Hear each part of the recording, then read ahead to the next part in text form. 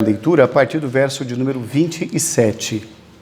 Lucas 5, a partir do verso de número 27. Nós vamos dar uma sequência sobre a nossa série de estudos sobre o ministério de Jesus. Hoje, na parte de número 6. Lucas capítulo 5, versos a partir do 27 até o 32. Assentados reverentemente, os irmãos vão acompanhar a leitura que nos diz assim: Passadas estas coisas, saindo, viu um publicano chamado Levi, assentado na coletoria e disse-lhe: Segue-me. Ele se levantou e, deixando tudo, o seguiu. Então lhe ofereceu Levi um grande banquete em sua casa. E numerosos publicanos e outros estavam com eles à mesa. Os fariseus e seus escribas murmuravam contra os discípulos de Jesus, perguntando: Por que comeis e bebeis com os publicanos e pecadores? Respondeu-lhes Jesus: Os sãos não precisam de médico, mas sim pecadores. E sim os doentes. Não vim chamar justos, e sim pecadores ao arrependimento. Esse texto, irmãos, é um texto com o qual nós queremos que o Senhor nos edifique, que o Espírito Santo use para nos instruir e abençoar na noite de hoje. Amém. Nós temos estudado, irmãos, sobre o ministério de Jesus. O ministério é o serviço. A palavra ministério significa serviço. Essa palavra vem do grego diaconia, diaconel. Eu sirvo, é um ministério, é um trabalho que é realizado para o Senhor. E é isso que o Senhor Jesus Cristo está fazendo. Ele está desenvolvendo o seu ministério e nós vamos estudar a cada domingo uma pequena parte, uma pequena porção sobre o ministério do Senhor Jesus Cristo. Aqui está o chamamento, o chamado de um homem chamado Levi. Entretanto, Levi é mais conhecido pelo nome de Mateus. São a mesma pessoa. O mesmo evangelista que escreve o evangelho de Mateus. É o mesmo, e ele é publicano, ele é funcionário público, né? E desde muito tempo funcionário público já não tinha uma boa, vamos dizer assim, não era bem visto, não era visto com bons olhos desde aquela época, porque ele era coletor de impostos, né?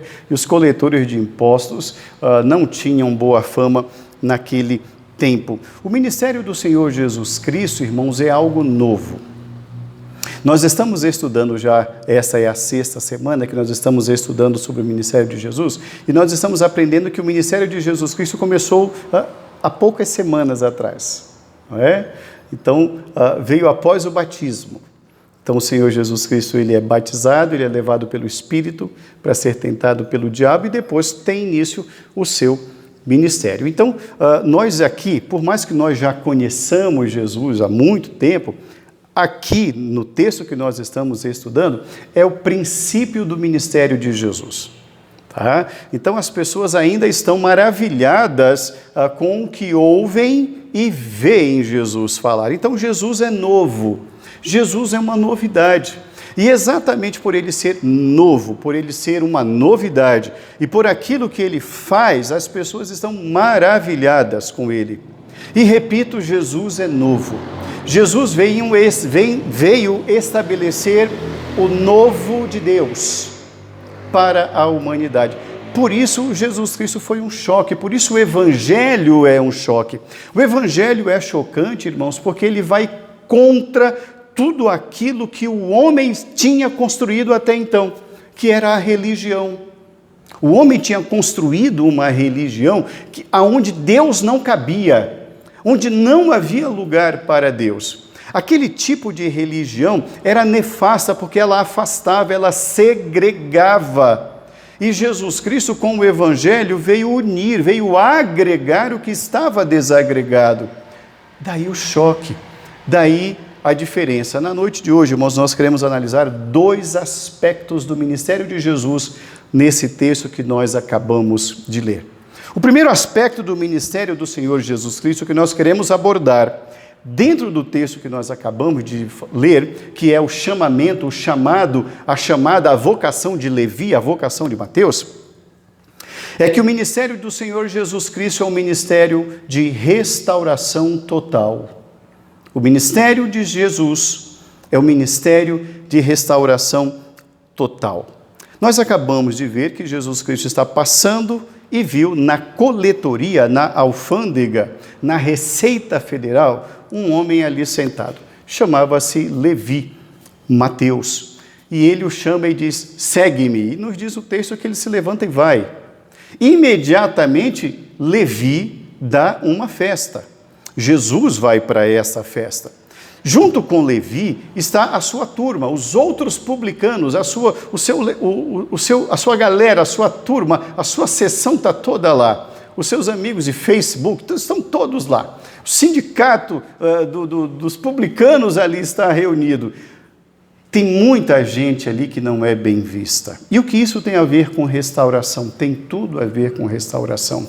Os publicanos, nos diz o texto aqui que Levi era publicano. Coletor de impostos, irmãos, era um judeu que trabalhava para o Império Romano. Então, qual era o serviço dele? Coletar os impostos dos judeus para enviar para Roma. Persona non grata em todas as residências, em todas as firmas, em todos os lugares. Esse era Mateus. E como era comum naquela época, irmãos, coincidentemente, todos os coletores de impostos eram riquíssimos. Todos eles eram riquíssimos, eram homens poderosos, ricos, mas a origem da riqueza era ilícita. Por que era ilícita? Porque vinha do excesso de impostos cobrados. Então vamos imaginar o que era muito comum naquela época, e assim eles o faziam. Vamos imaginar que a família A devia um imposto vamos colocar aqui, de R$10 para o Império Romano. Ele chegava e dizia, olha, o seu imposto é de R$100. Era assim, algo exorbitante. E o que aquela família A poderia fazer contra? Ou pagava o valor, ou ele anotava lá, está devendo. Correria o risco de ser preso, de ser vendido como escravo, de ter a propriedade confiscada. Então, nenhum publicano era bem visto. Eles não eram bem vistos, irmãos, a ponto de eles não poderem entrar na sinagoga, para vocês terem uma ideia. Era gente que a própria família tinha vergonha de sair às ruas. Por quê? Porque todos sabiam a origem daquela família. Era um povo cabisbaixo.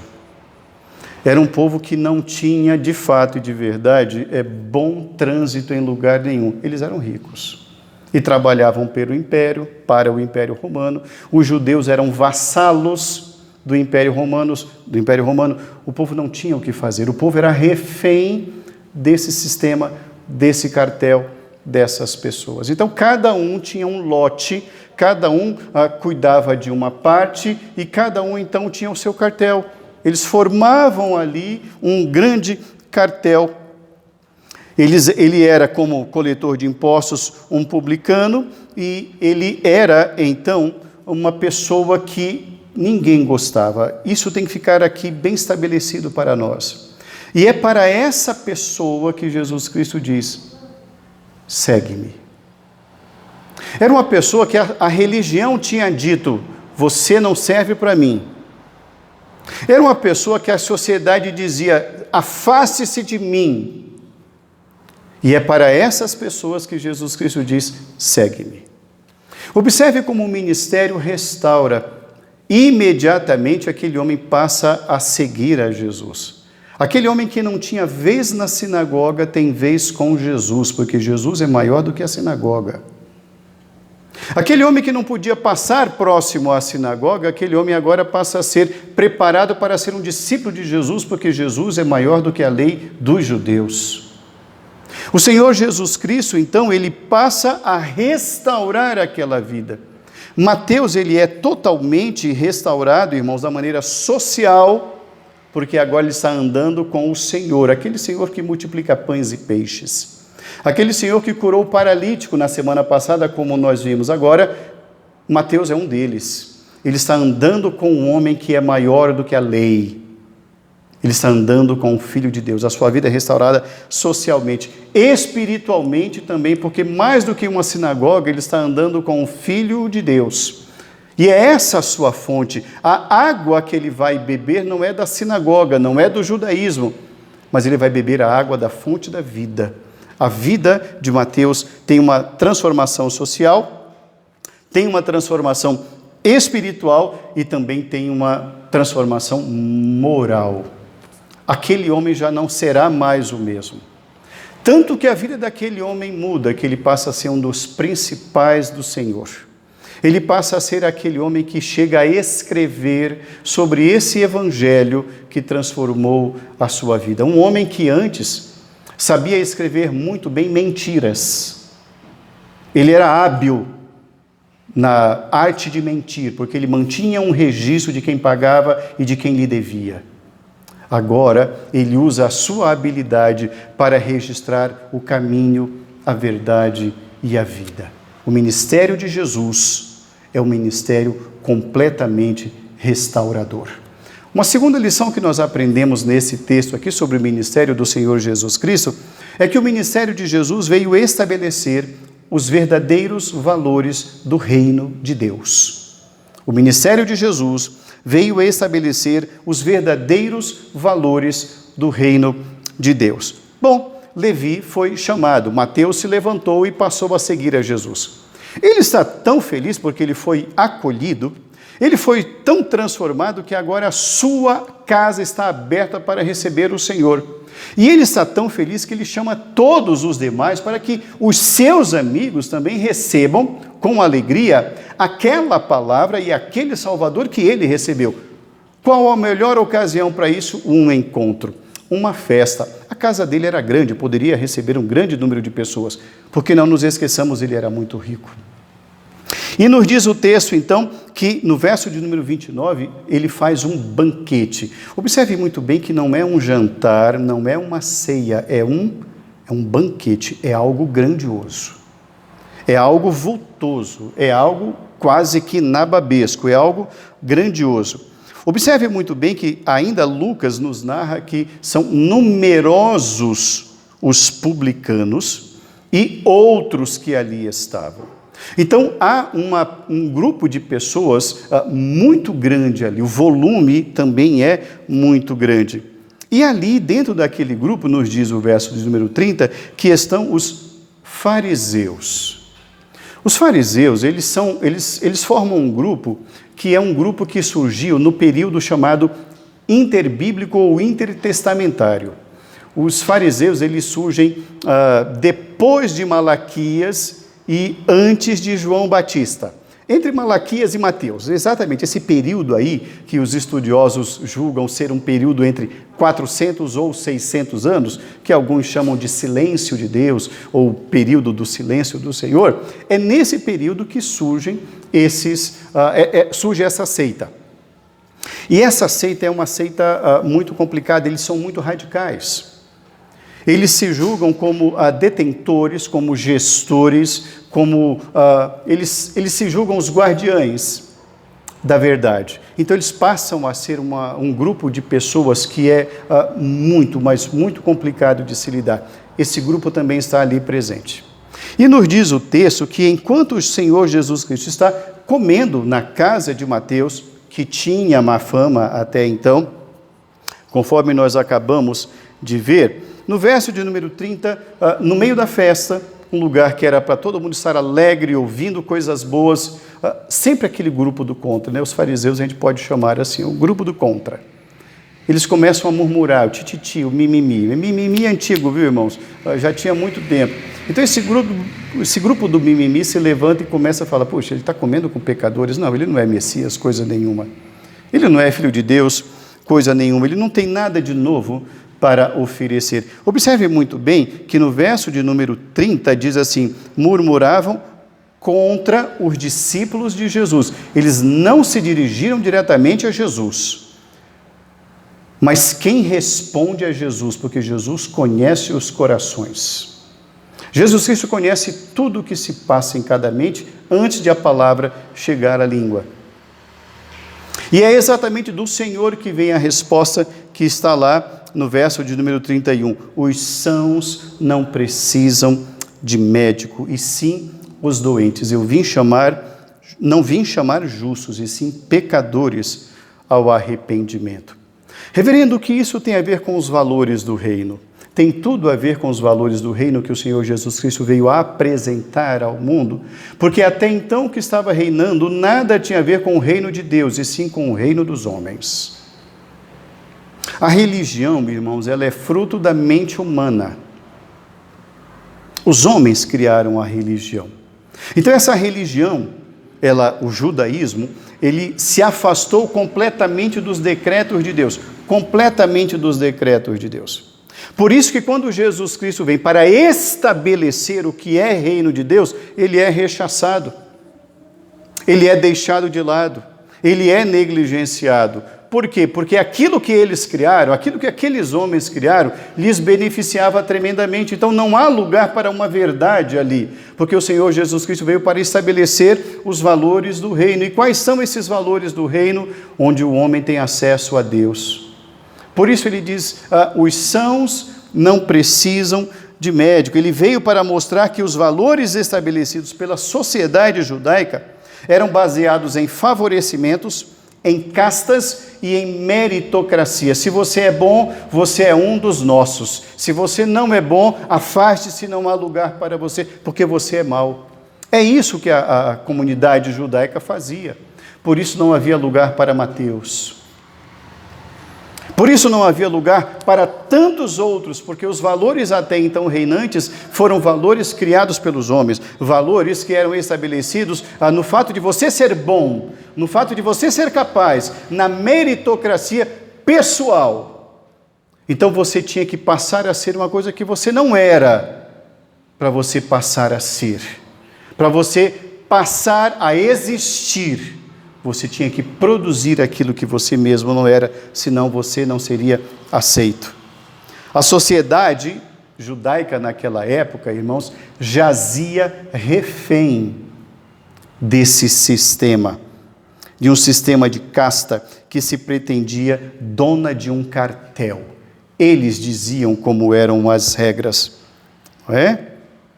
E esse cartel estabelecido, irmãos, pelo judaísmo ou pela religião reinante daquela época, da sociedade, era um cartel que era baseado num sistema sociopolítico e religioso. Na sociedade, você é bom? Ótimo, então você pode ter alguma chance. Você não é bom, você está fora. Político, nós dominamos as regras. E religioso, nós somos a religião. Nós dizemos quem vem e quem não vem. Então, quem é este homem que chamou um pecador para estar como seu seguidor? Jesus Cristo, ele veio para estabelecer os valores do reino. Por isso ele responde, os sãos não precisam de médico. Você se julga bom? Ótimo, pois eu digo, tem muita gente que eu vim salvar. Você se acha sem pecado? Que bom, pois olha, eu vim oportunizar os pecadores. Jesus Cristo veio estabelecer os verdadeiros valores do reino de Deus. O que havia até então ali na sociedade judaica, irmãos, era um clubinho, tá?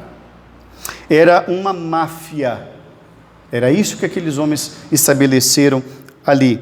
Era uma irmandade, uma espécie de maçonaria. Só entra quem eles querem. E quem está lá dentro se autoprotege.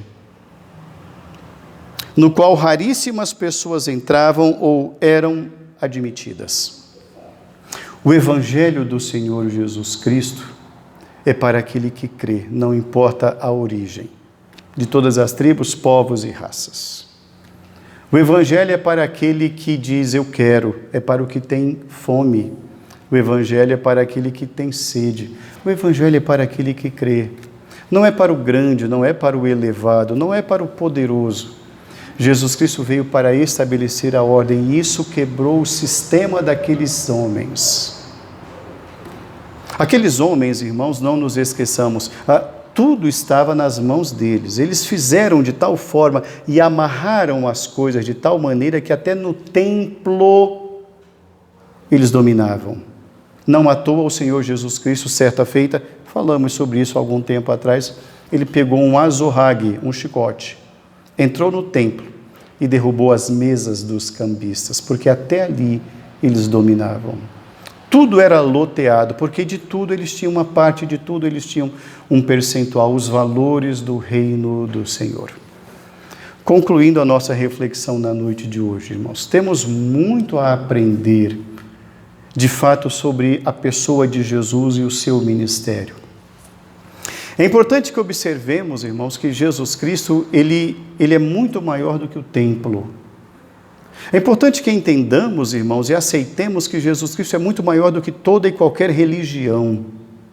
É importante que observemos, irmãos, que Jesus Cristo vai além das coisas que nós estabelecemos pelas nossas compreensões, porque Ele é o próprio Deus encarnado, Ele é o Emanuel, Ele é o Deus conosco. Jesus Cristo, Ele veio dar pão para quem tem fome e água para o sedento.